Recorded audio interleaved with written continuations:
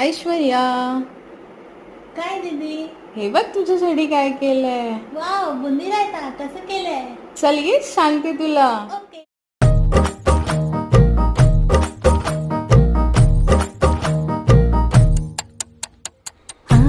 आली उमलून माझ्या दाली, प्रीत नवी मखमाली रे, बहरला हा मधुमास नवा, घाली साद तुला मन घाली, तू नजरी भवताली रे, सुचवना तूच उपाय आता.